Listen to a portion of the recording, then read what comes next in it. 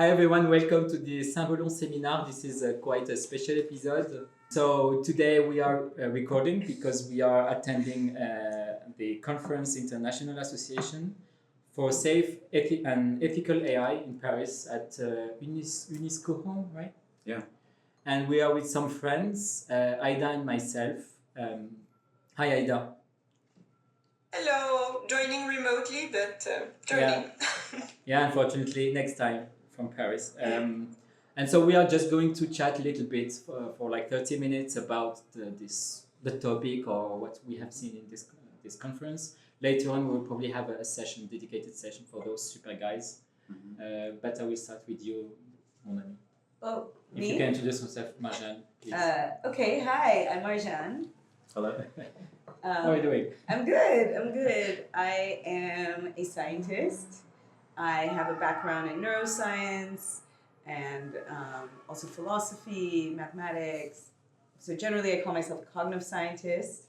I work at Berkeley as a researcher in psychology, and I collaborate with Julian here at the Center for Human Compatible AI. I'm also a visiting assistant professor right now in cognitive science at Pomona College, and I also am a Marie Curie scholar at the École Normale Supérieure in Paris here. And I study daydreaming and creative thinking, and I'm very interested in inspiring how we do human alignment research with AI systems and asking these questions of what is the human, how are values and preferences generated by humans, to have better frameworks of alignment. Okay. So this is why I like to collaborate with AI scientists and why I came to that thing. Interesting. I mean, we talked about those things yesterday, but we try to talk about them again. So, B. Hello, everybody, my friends, my conference friends. And my name is B.Scott Rousse. My friends call me B. And I'm a philosopher. I'm currently a visiting scholar at the Department of Philosophy in UC Berkeley and at Topos Institute in downtown Berkeley. And I'm thinking a lot about, I would say, the conceptual and the normative foundations for AI alignment research. Mm-hmm. You know, for example, my philosophical hairs stand on end even when I think about the taken for granted notion of a value or a preference. These are notions undigested, I think, in a lot of the discourse. And as a philosopher, I'm thinking, where does the notion of preference come from? Where does the notion of value come from?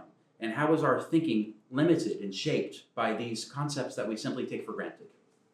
Yeah, I think that's a really good point. And we've heard many of these words in these 2 days in the conference.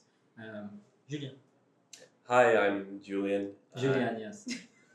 And I'm a second year PhD at the Center for Human Compatible AI, advised by Stuart Russell at UC Berkeley.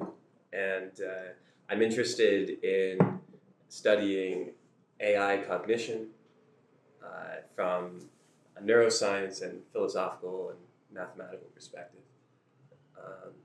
And so this situates myself in the field of sometimes what's called interpretability, but the neuroscientists would just call it neuroscience. And I'm interested in models of alignment between AI and humans, and what's more, human alignment, which is to say, you know, human morality. When we say AIs are aligned, we say that AIs are aligned to human values. But what are human values aligned to, right? You could say, oh, you know, human values are subjective and sort of arbitrary. I think there's structure in human values. I think they're aligned to something. And I'm interested in finding out what they are aligned to. Yes. Wow.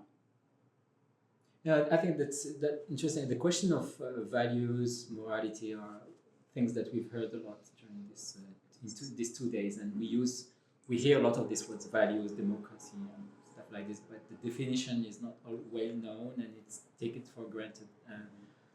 I don't know. Even ethics, for instance. Yeah. What do we mean by ethics? And all this talk was about ethics and in AI and safety. I mean, And they do make a distinction between safety and ethics, They make- even in the yes. title of the conference. So what would be the difference between safety and like basic things and ethics? They are highly related, I guess. Yeah, I mean, actually, I think one of the talks in the panel that Marjan was moderating addressed this topic. And that's interesting. This person didn't explicitly make the case for this, but there are the people who are, in the grand scheme of things, safety sometimes means the big scale catastrophic risk issues. Is the AI going to suddenly take over the economy? Is the AI suddenly going to take over the world? The canonical but silly sci-fi thought experiment is the paperclip maximizer from Nick Bostrom. And that's an example of a safety. I think in the way the discourse has polarized, safety is about these big scale catastrophic risks. And ethics is a bit more about who's training these systems? What languages do they work in? What languages do they don't work in? Do they serve all people in the world, in the globe equally? Or do they repress the interests of certain groups? So I think in the way the conference is set up and the way the current discourse is set up, that's the way those terms are defined. Safety has to do with the question of catastrophic risk, and ethics has to do with the interests of each group's being treated equally. I don't know if we necessarily have to keep those definitions, and one of the papers that we were encountering earlier was arguing that we should merge those two perspectives. Yeah, also there's a funny thing because when we talk about ethics and everyone having access to this technology, I haven't heard about, for instance, open source and promoting what is open weights and Interesting point. and everything that is co-developed by people from everywhere. Because we see today the race is by just 2 or 3 of the big one, without naming them. But I think the open source could be somehow related to the question of ethics. It sounds like an ethical issue to me. Yeah. Connected to somehow the engineering perspective wasn't so much represented, at least in the talks that I went to. Yeah, that's true. Or as you were saying, these these bigger frontier labs, I feel there was not addressing. We were talking about issues, but we were not addressing necessarily how they could be implemented to make effective change. So effective change in the industry and how they're being built. Because it feels like there is a divide in terms of research being done. And I think at the conference we were really representative, and we are here too, representative of academics, researchers, but there was definitely not that many people actually working on these problems that the population encounters, right? There were people really from the frontier labs there, from the models that we use that we're examining and actually testing. The people building those weren't really there. So there's also this question, and can maybe fall into the ethical or safety question of, are they, like, as we build them, who are we listening to, and what are the parameters, evaluation models that we're using to test their feasibility and like safety of use. They're not coming from so much academia, maybe, because they're not interacting with us as much. So how do we make that be more apparent, and how do we have the flow from research go into practice and then hopefully make positive changes? Yeah, there was there were a presentation about theory or research versus engineering work. But it seems to me that also the practical engineering work is gaining space and going more towards the theory, maybe somehow. This is what I think I think it was during It was your also panel. in Marjan's panel. Yeah, it was during your panel. The third guy, I forgot his name. Yeah. But he shows a graphic where we see the increasing the percentage of papers. Oh yes, I know. It's the same one that he was saying about separating safe and ethical. Wow. Exactly. Oh, okay. Yes, So yeah, we are yeah. thinking I, about I didn't write down his name, but we have to put it in the His notes. name's Dror, Dror. Oh, right. Yes, yes. And he comes Oh, from Dror Marcus. I did write Marcus. down his name. Yeah, and he's from University of Zurich. Okay. Cool. Yeah, that one Yeah. was really good. Good. Yeah, he focused a lot of important questions that are still sitting with us. Mm. Normally, in philosophy, ethics means what is your substantive conception of living a good human life? Ethics means what does it mean to live a good life? Sometimes in philosophy, we distinguish ethics from morality. Morality is a little bit like what do you owe to everybody insofar as they are a human being? And that can sometimes philosophers, we think about those things in different conversations. Ethics has to do, what does it mean to live a good life? And how are the AI systems now deforming or accelerating or improving our capacities to live a good life? That would be an ethical question. Yes, and also ethics is often more practical oriented, whereas morality will be more fundamental. Mm-hmm. So I just realized actually that my mic was off. Oh, So- we didn't hear you. You didn't hear anything. But so I wasn't at the conference, and so I don't even know what brought you all there. Since we don't have much time, maybe you could explain briefly what brought you there, what you were expecting to do and to find, and what you presented, if you did. Nice question. Julian, would you like to go first? Yeah, Julian. Sure.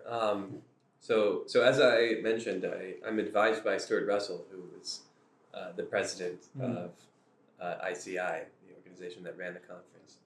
And being a PhD student, I'm in sort of an academic silo in this world that's undergoing dramatic transformation.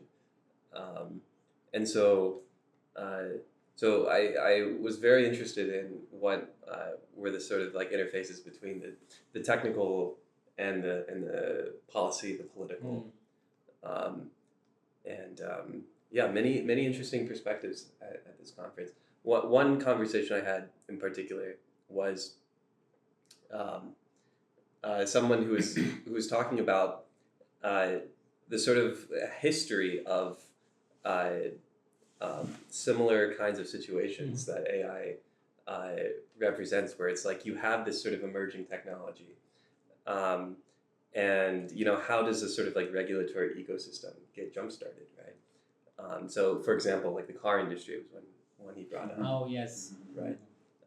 So obviously, at some time, this was a new technology.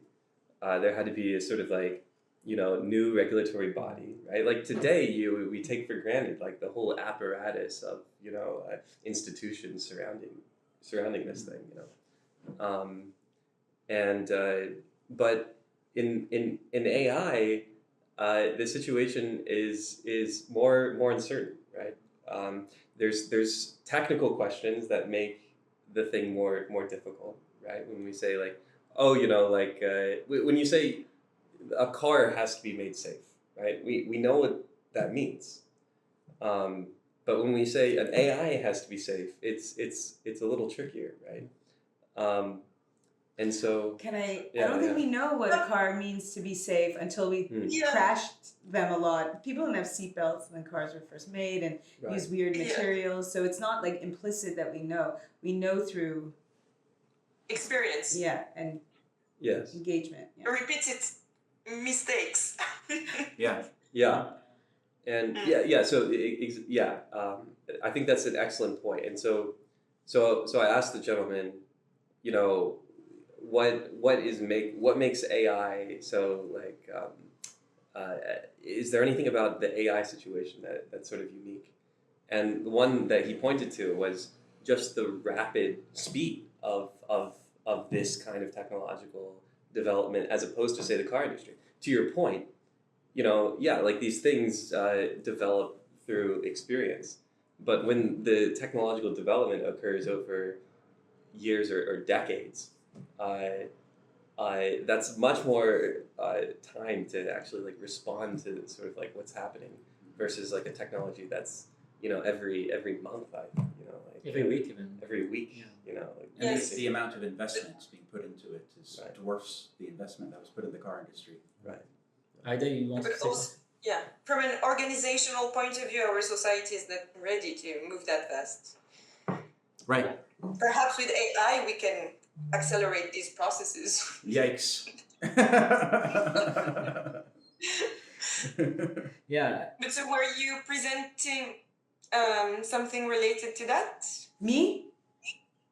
No, I was speaking still to Julian. Oh, okay. No, I was a participant this year. participant. Ah, you were a participant. Okay, so No, Marjan, you were. Marjan? I didn't present. I was just chairing a session. Mm. So I chaired what they call a track on epistemological challenges of AI. And it was with 8 different speakers, so 8 different people presented. But to come to your original question, why I came there is because I do also collaborate with Chai, the group that organized it, and also another collaborator of mine at Princeton. He was one of the co-directors of the whole conference, and I met him when he was a PhD student at Chai. So it's a really my whole foray into applying my research into the field of AI safety alignment is based on my affiliations with Chai, and I Chai, could you remind Center us? for Chai? Human Compatible AI. It's where At Berkeley. And it's Berkeley. where Julian does his PhD. Yeah. So I'm going because, as Julian was indicating, it is a field burgeoning, and it's important to be part of the discussion and see how people are addressing this question. And IASEAI, this conference, was trying to address it through an interdisciplinary lens, trying to really see, like, where are we going with this? What is the discourse that's emerging from it? What is the research that's emerging from it? And I think as it's a living, breathing entity, research, I think, is living and breathing. We need to interact with one another to see how we're going to nurture it and help it grow. So I go to conferences which are related to AI. There's now so many, but I've also been to ones that are like the complete opposite, which is purely almost industry. But it's interesting for me to just hear the different voices in it, see how my research could be applied there, how it resonates with others. And it's just important to be keeping abreast and being part of the living organism that it is. Yeah, and during your panel session, there were the first presentation that we discussed, that you find very interesting. This guy, it was about philosophy, Said. Said, yeah. It was, what was it? How humans blame AI. Blame. Yes. And Blame, anthropomorphize. Don't blame AI. Don't blame AI. That one was quite good. Yes, Said. Yeah.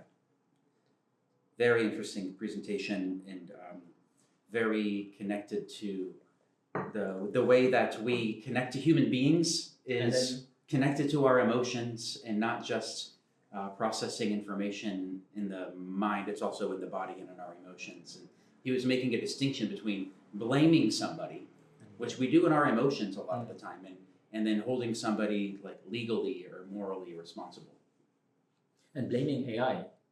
What And does it mean, blaming AI? Said's argument was that you can't blame AI. Don't blame AI because it's not a person. Blame is something you can apply to a person. You can hold them responsible. To be blamed is to be held responsible in a network of conversations and emotions, and to be held responsible to a certain standard of behavior, and to be expected to respond like that. And also because it's an emotional interaction, because when you blame someone, you are putting an energy of emotions, but there is a reciprocal also from the other side. Yeah, guilt is sometimes fed, or indignation, or counter anger. Whereas an AI system cannot. There's no communication on the emotional level with if you blame them. So that was a really good one. No, I don't remember. We've seen some of them, some of the cool and interesting one. But I come back to the question of value, because when we talked about ethics, it's also connected to value also. But we've heard many times our values, like it's what does it mean? Like our values, which values are we talking about? And values can also depend whether we are in France or in the US or in Japan. I mean, there is probably a common ground of values, but then depending on the context and the culture, things can change. And so I feel like this notion of values was, which is also related to ethics, are just sometimes thrown without deeper, I would not say meaning, but at least contextualizing the meaning. Definitely. Go ahead, Aida. No, it's just that there is a very deep literature on that going, thousands of years. So it's just that recently people in AI start, being interested in that. But yes, I mean, that's we a good. do have. So this is how you explain it. You think because AI is touching other fields.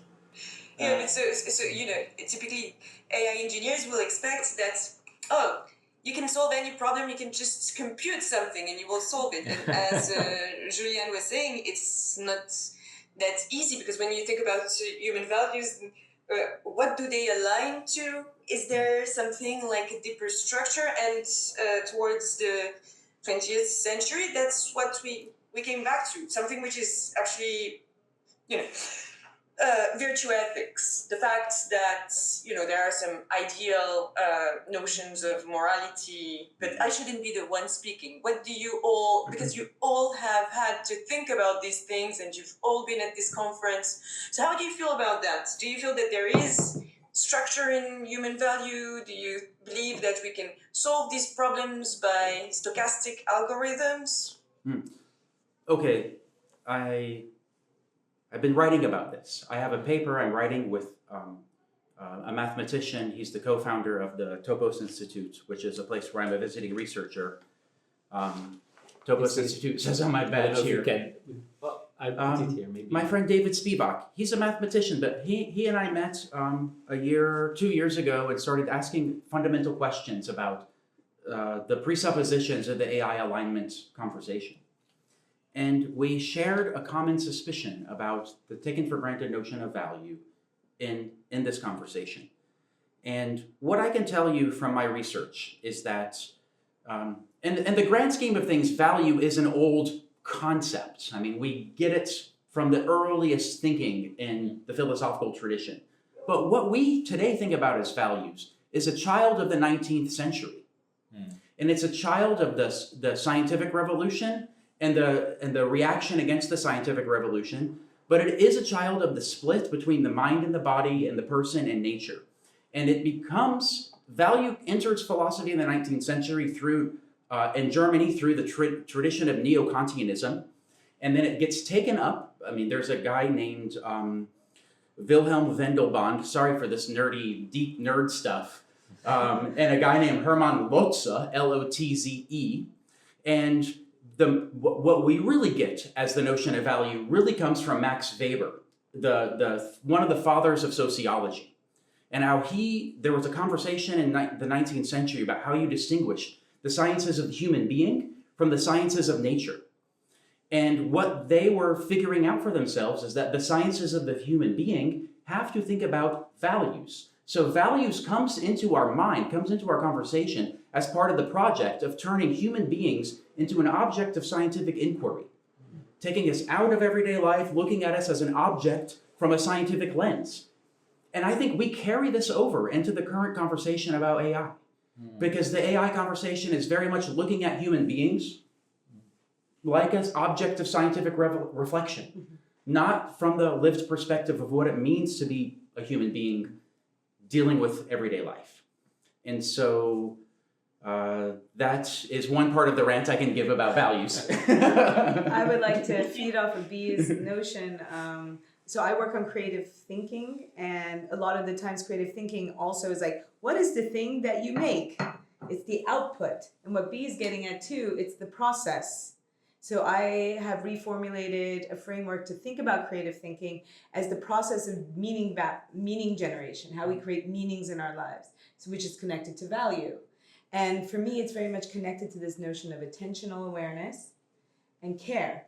what we care about, what we comes to consider, what we can attend to, gets fed back into us, like we remember it. And then when we daydream, for instance, we make associative thinking, and we can put them together, all these things that we've been considering. But it's not necessarily the adding of the flour and the eggs and the sugar, and then there's your cake. I don't know, maybe add something else, when you put vanilla or whatever to make cake. But it's not the cake, it's the adding, and why I put 1 cup instead of 2 cups. And how did I come to understand that flour would even make a fluffy cake? Or, it's the process of putting things together. And people, yes, a lot of alignment does look at just the output of the machine, and how is the human like relating to that output, forgetting that there was a way that it got there, it reasoned, or also the human reasons, and that's how we engage in the world, is like through the process. We're never actually cooked, in a way, the outcome is never really made. So if we think things also in that temporal way, that there's not discrete moments, but they're integrated. It's hard to kind of think that way, because we are, the way a lot of systems work on reductivity and output. But they're like, the field of mind-wandering, daydreaming research is a lot on process. Okay, so, and it's 50% of our conscious experience is engaged in this space. So it's important to not forget how things are generated. And so when it comes to this value question, it ties in a lot with that. Yeah, I think but the thing also with values, what I understand, is not something only that is, it's not a question of today just because of AI. Yeah. It's before. Maybe For sure.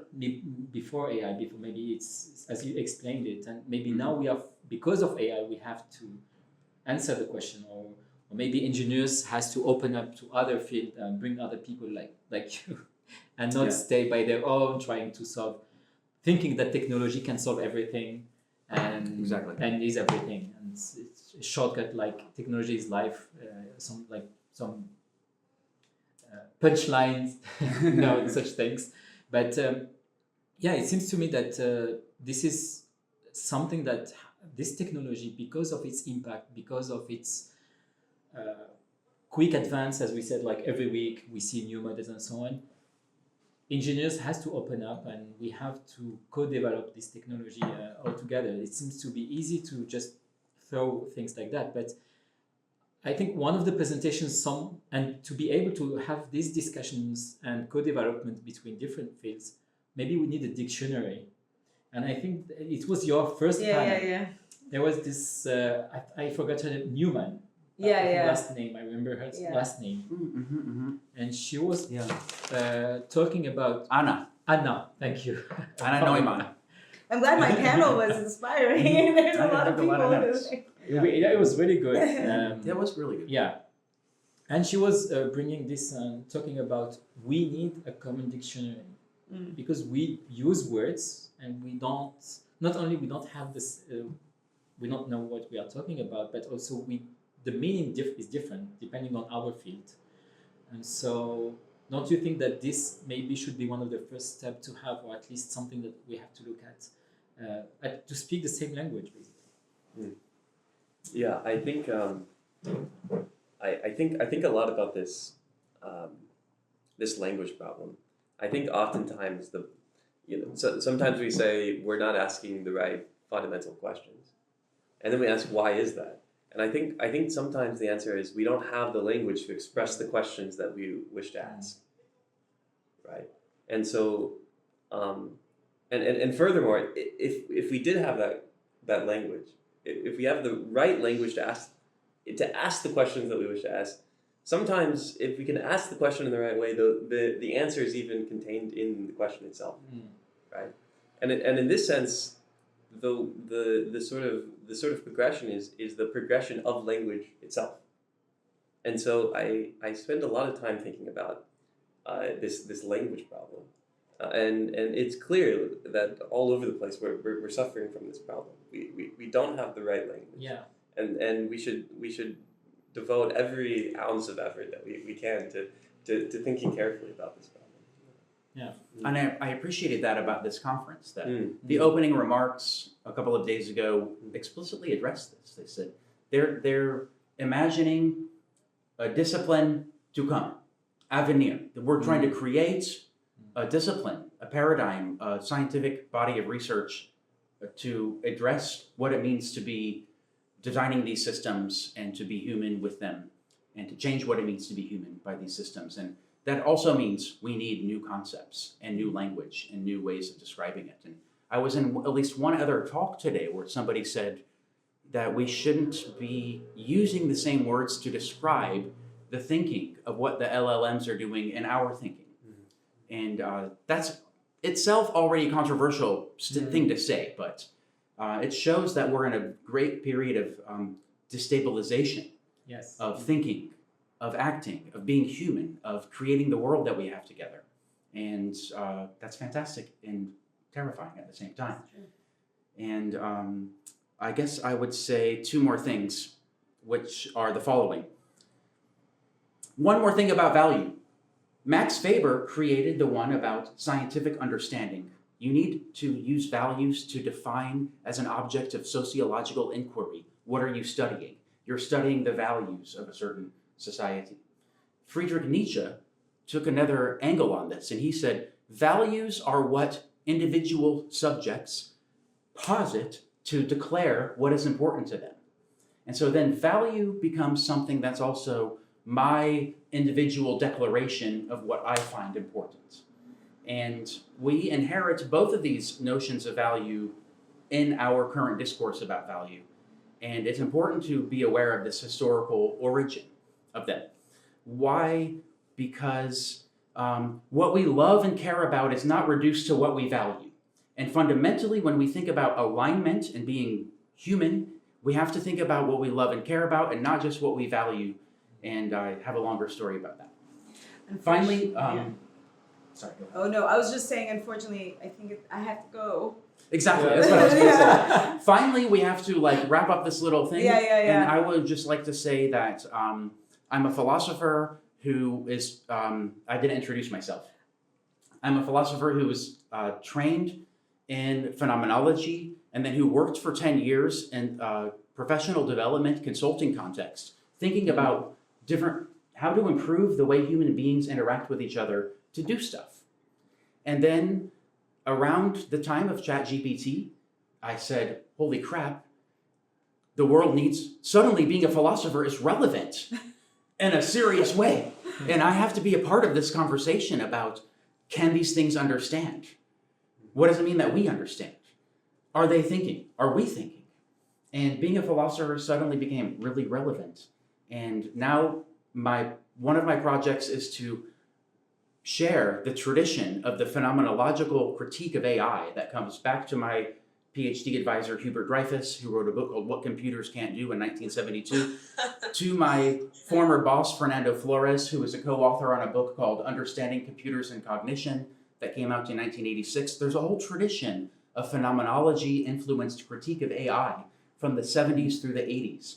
And I want to say, hey, everybody, check it out. It's still relevant, and I'm your guy to tell you about it. Yeah, sure. When you speak about value, at some point you have to circle back to phenomenal experience, right?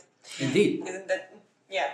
But so if you all had to wrap up on so what's your takeaway of this conference? Do you feel that these events are taking us to a positive future? Do you feel that they're useful? We're speaking of things going so fast and much conversations and work being needed. There are many questions. How are we doing? There are many questions and much inquiry we must do. That's my big takeaway. We've made these systems, we don't know how they work. And so many of the papers were like, what is this thing that we made? What is it doing? Yes.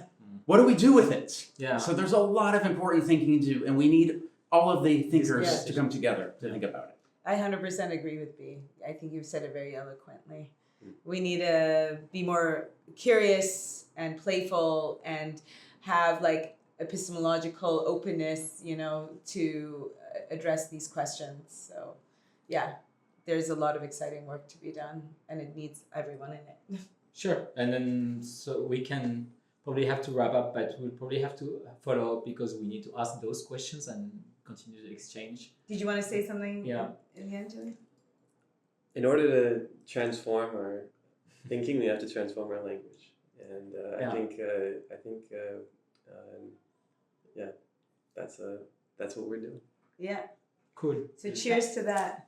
Thank you all. Thank you, Adele. We didn't. I will share your. I think the blog post that you published just today is not Yes. talking about this, right?